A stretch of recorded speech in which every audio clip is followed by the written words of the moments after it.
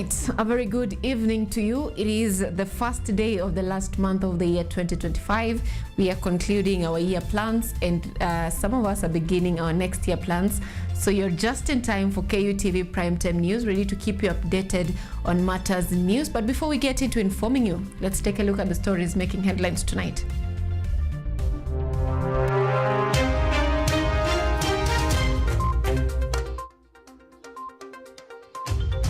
President Ruto calls on the Interior Ministry to reduce training period for chiefs and assistant chiefs in order to improve service delivery for citizens.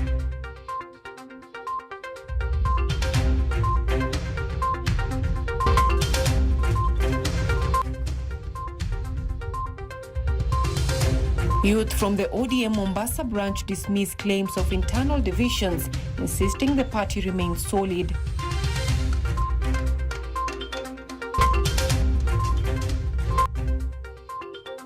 Education CS Julius Ogamba calls on graduates to focus on job creation rather than depending on government for employment.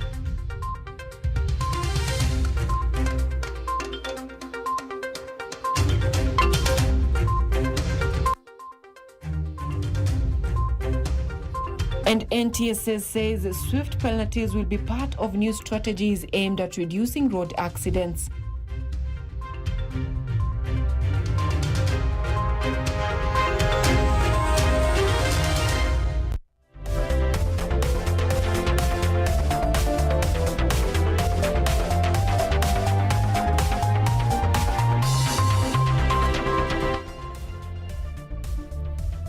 This is KUTV Primetime News with Anyango, Sylvia.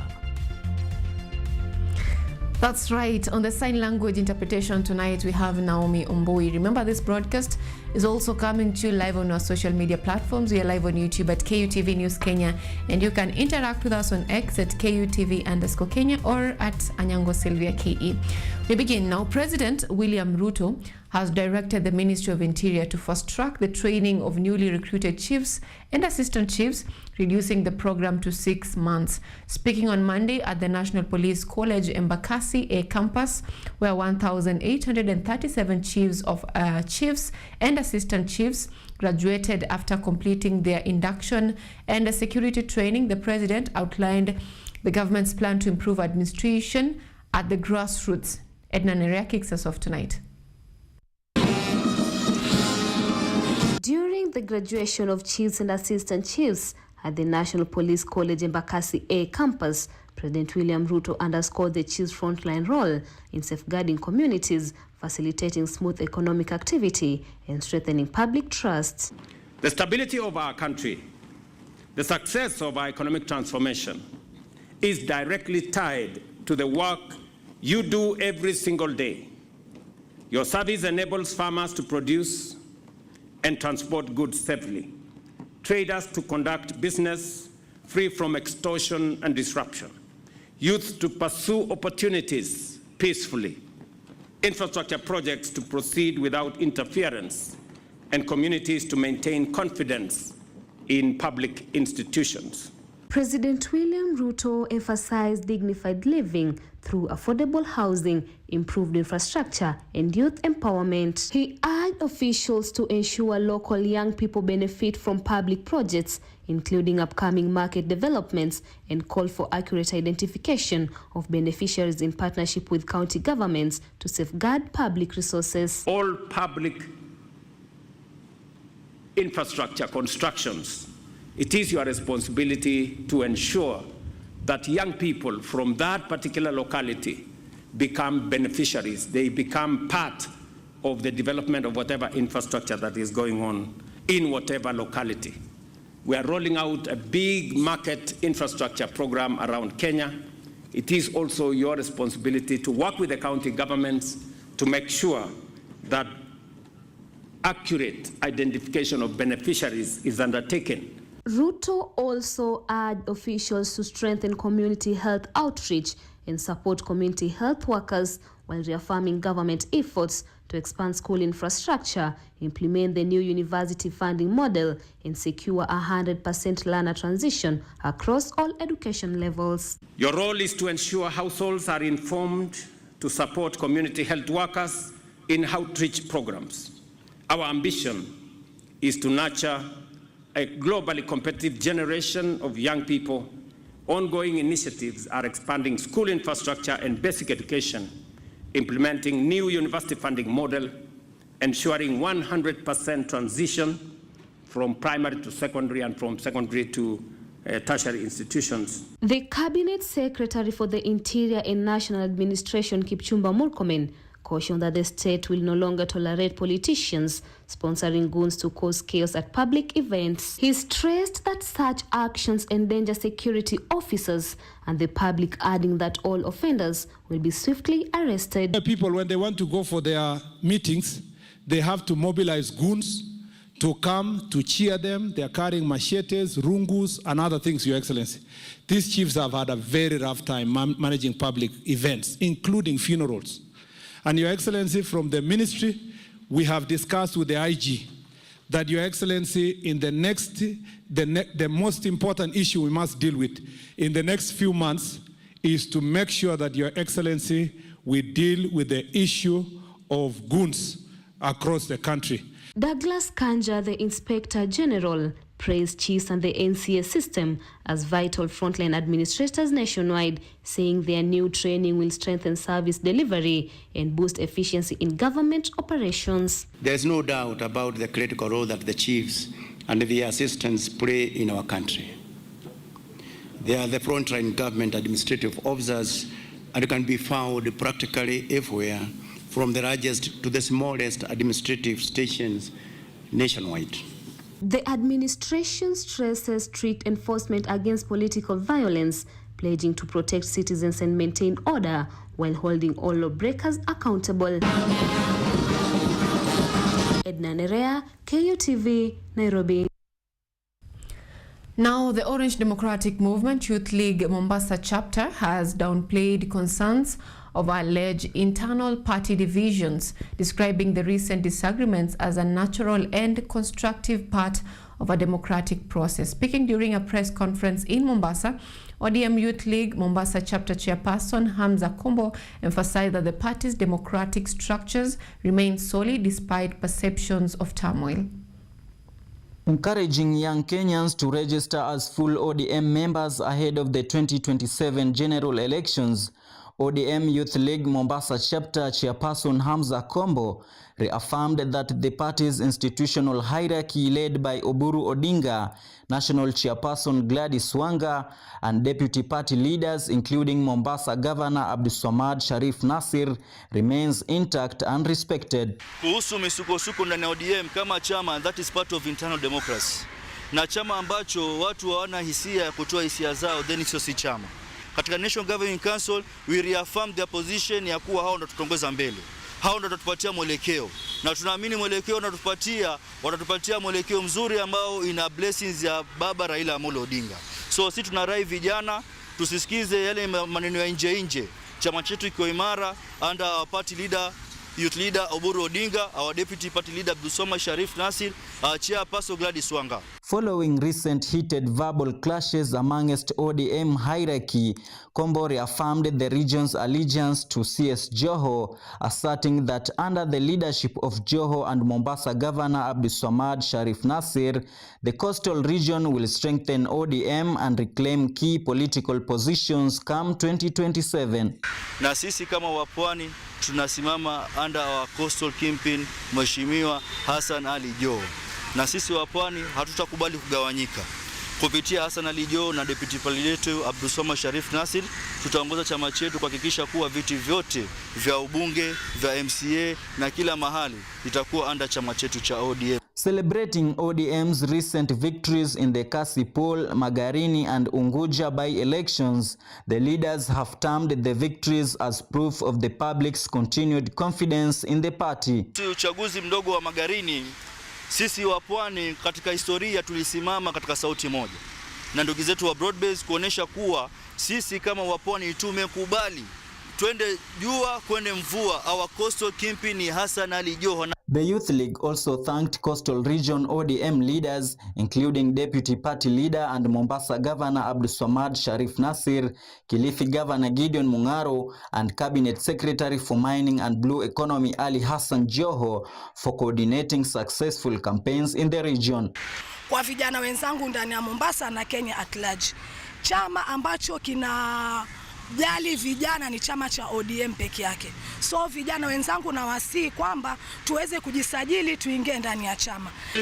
The party is in good hands. We also appreciate our party leader Dr. Oburu Oginga for leading us through the grieving period when we lost Baba, and also ensuring the party remains firm, true to the core. And we, as the ODM Youth League of Mombasa, representing the entire national ODM Youth League in Kenya, we say thank you so much to the party leadership. Rajab Juma, KUTV.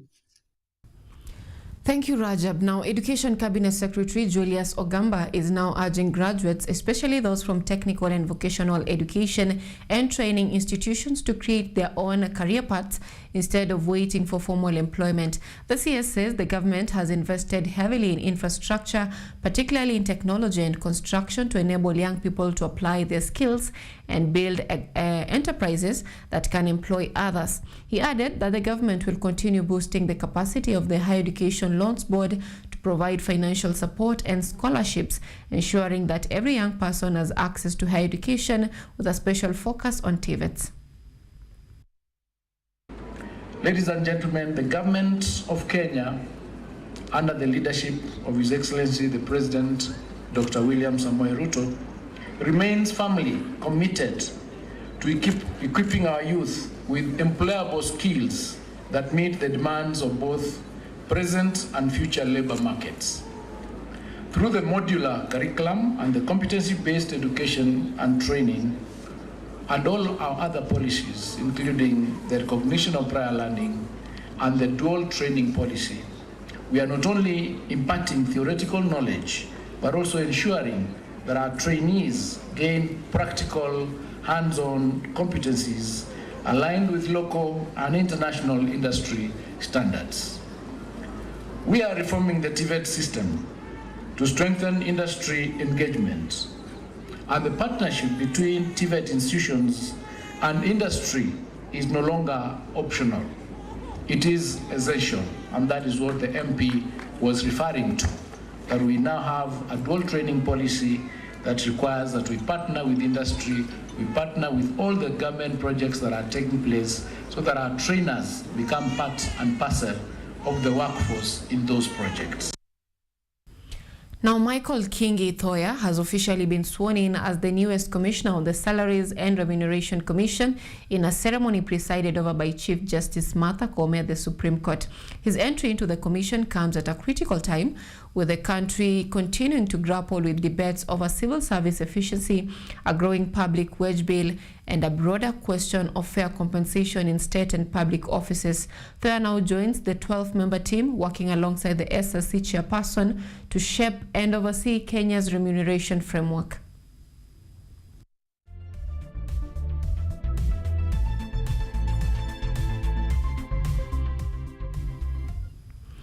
Now, due to the high cost of living, several inhabitants of Nyeri town have sworn to oppose the Nyeri Water and Sewage Company's Nyawasco proposed rise in water rates. Speaking at the Kamakwa Shopping Center during a sensitization exercise ahead of a public participation, the residents said that the review was ill-timed and called on the water company to consider retaining the current tariffs until 2030. Another resident, Kandara Washira, advocated a reduction in the water cost. He also queried why those residing near the company's operation were subjected to the same water tariffs as those living further from the business. Hii wakati tunafanya tuko na Muiga sewage project. Muiga imeanza kugrow na vile inaonekana itahitaji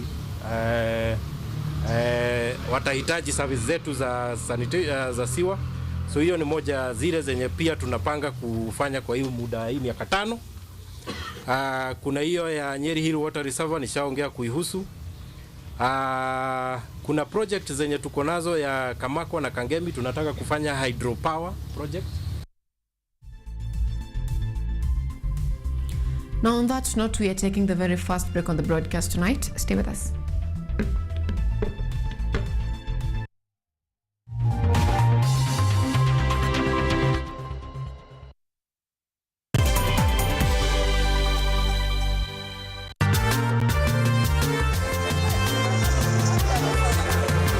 Ni nguzo na uso wa jamii. Kupanda shuka akawa tuzo, ukakamavu wake ukatii na kumfanya mwenye bidii. Kwa machozi na makeke akabaini jinsi ya kuwini. Huyu ni mwanamke ngangari kwa jinsi alivyo ng'ari. Mimi ni mwanamke mwake. Usikose kutazama kipindi cha mwanamke mwake nami Caroline Kimwele.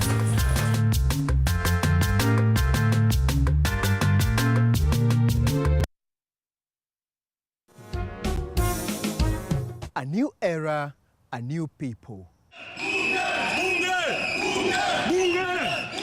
This is the Law Matters Show.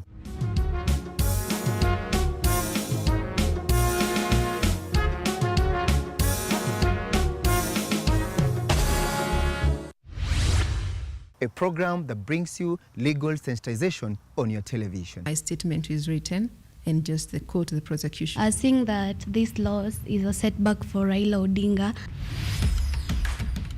What policy recommendations were fronted by the candidate? With diversity, we demystify important legal issues locally, regionally, and internationally. What Tanzanians. Join me, Elvin Onsongo, as I bring you more insights on law matters. We are looking at social issues.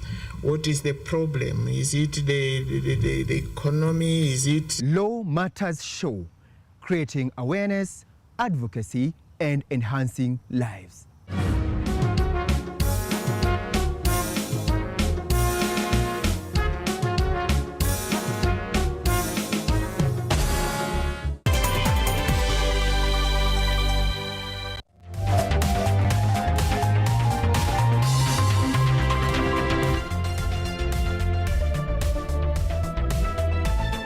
You are watching KUTV Primetime News with Anyango Sylvia.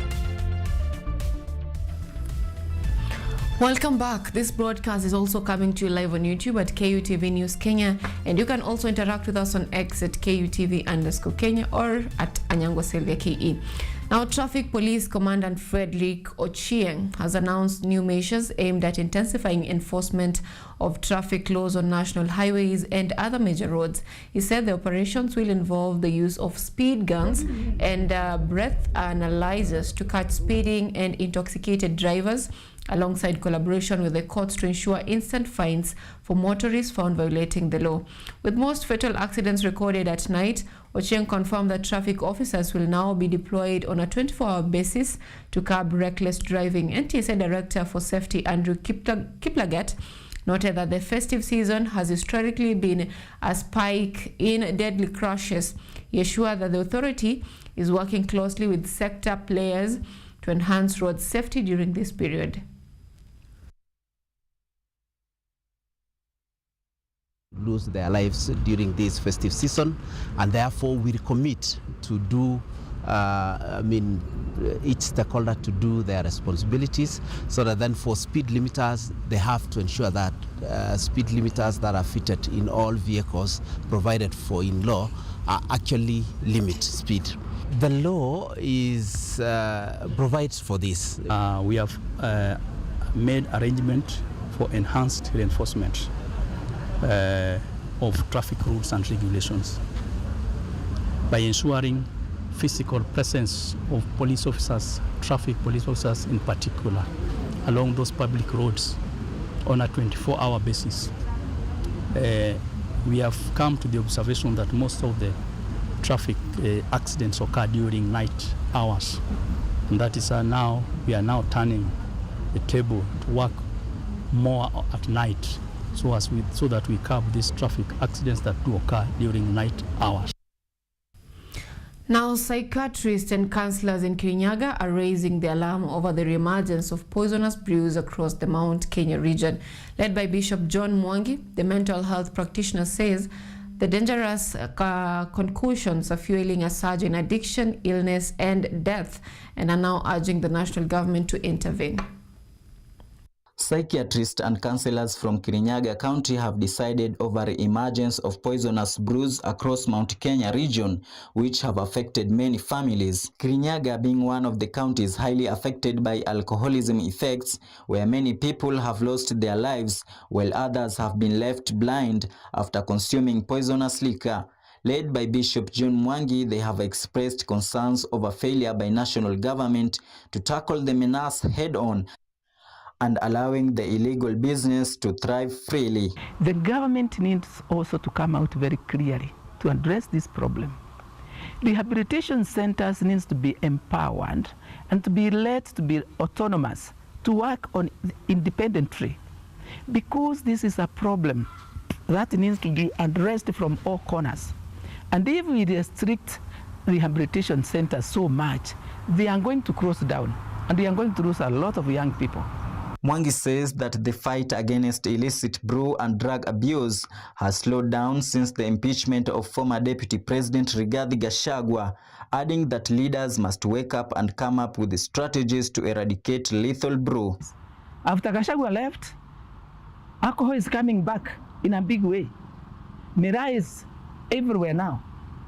Bang is everywhere. It is available in every shop, in small markets. According to Mwangi, some of the rehabilitation centers have been closed due to lack of enough support from government, calling on the government to ensure that medication of alcohol and drug addicts is factored in Social Health Authority insurance program in a bid to rehabilitate and treat them, since many cannot afford the cost of rehabilitation. I'm calling the churches, please come on board. Start rehabilitation centers. Come on board and raise people from their villages. Come on board and raise people from the towns. Let us wake up and address this problem, because it is really becoming a very, very, very big problem. Kelvin Obere, a psychiatrist, says that cases of mental health have been on rise due to alcoholism and drug substance, and there is need for stakeholders to unite and save young Kenyans from alcoholism slavery. Rajab Juma, KUTV. Tension is mounting among farmers across Machakos County following the failure of the short rain season. But along the Maindaindu River in Matungulu sub-county, the story is remarkably different. Tens of farms bordering the seasonal river are thriving, with crops at various stages of growth. This turnaround comes after the community, working hand in hand with the development partners, constructed 7 sand dams across the river. The project, dubbed 7 Sand Dams in 7 months, has brought together multiple stakeholders, including the Upper Apollo Foundation. Their collective goal is to restore the Maindaindu River to its original state and secure a reliable water source for farmers who have long relied on rainfall. Maji siku hizi haitusumbui, kwa maana tumefaidika kwa sababu tumejengewa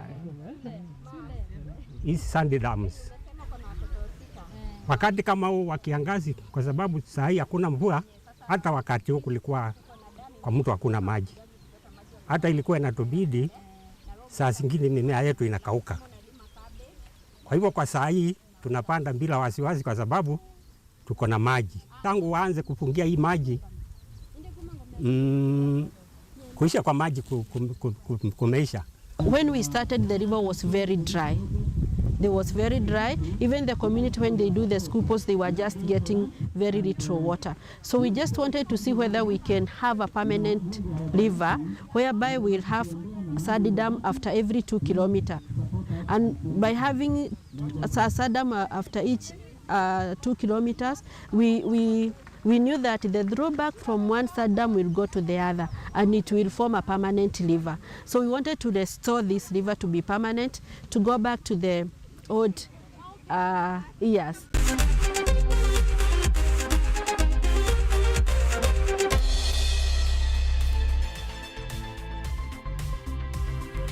In sports tonight, the national government has confirmed that a major sports stadium will be constructed in Mombasa once the Talanta Stadium is completed. United Democratic Alliance UDA Secretary General Omar Hassan Sarai made the announcement while speaking during the finals of the Kitaka Holiday Peace Cup held at Mwahima Stadium in Likoni, Mombasa County.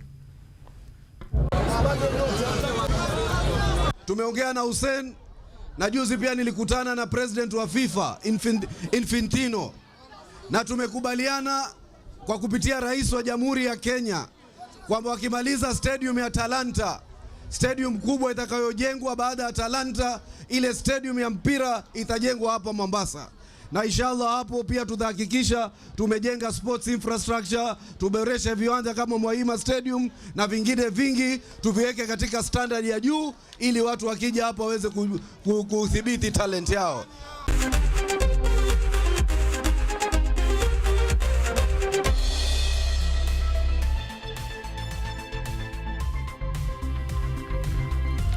Now that brings us to the end of our broadcast tonight. Thank you so much for being part of us for the last 30 minutes or so. Our sign language interpreter tonight is Naomi Omboi and Anyango Sylvia. Have a good night.